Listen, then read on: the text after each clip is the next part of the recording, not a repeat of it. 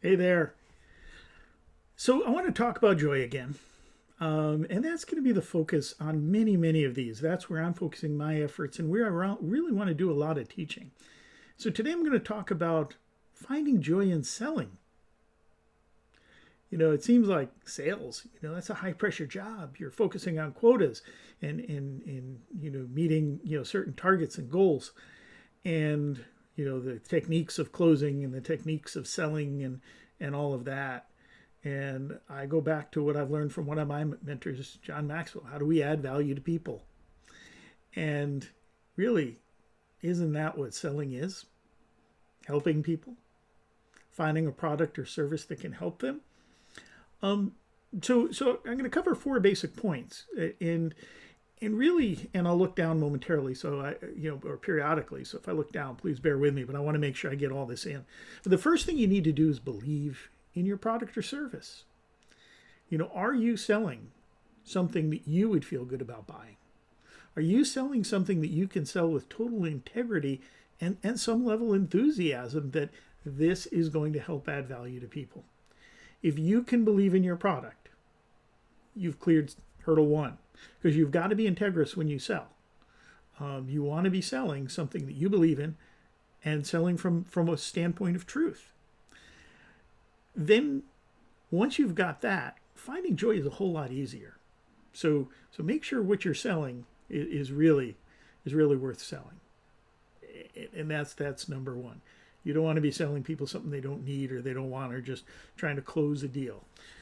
You want to be adding value to your customer. That's point number two.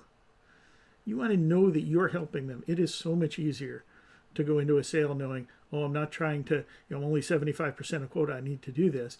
But the person you're talking to, whether it's eyeball to eyeball on the telephone, however you're doing it, even if it's through electronic means, web selling, creating videos or sales copy, whatever it is, are you reaching a need? Are you filling a need?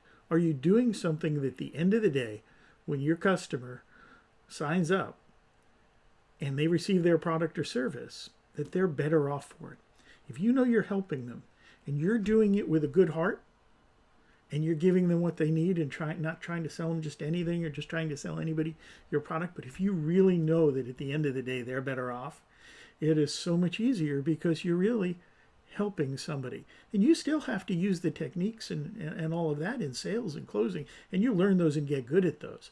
But if you do it with a good heart, that's what's important. That's what's really going to make you a great salesperson. And just as you add value to your customers, you want to add value to your company, whether it's your own company and you own it, whether you're a solopreneur or whether you work for a Fortune 500 company. Part of your job is to help the company grow. And you help the company grow by helping customers. But part of that is helping the company grow, paying attention to your quotas, and trying to do your best every day.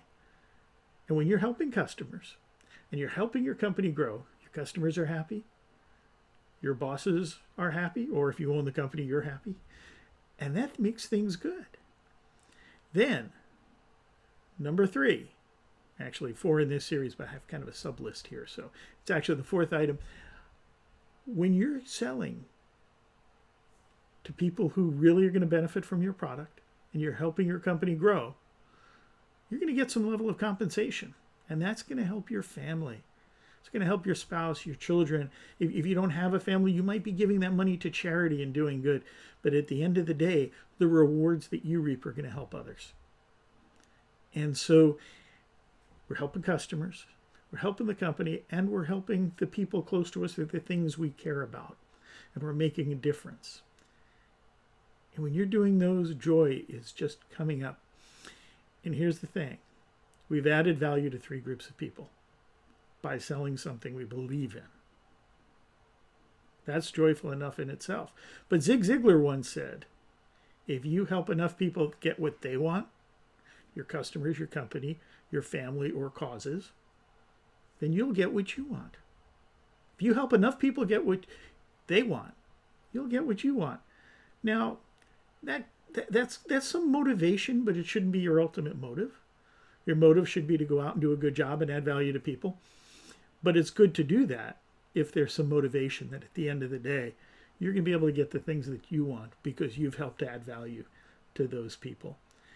And one of those things is joy, because the process becomes joyful.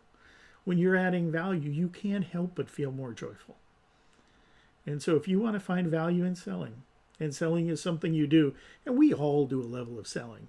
We may not think so, but we do a level of selling in our family life all the time.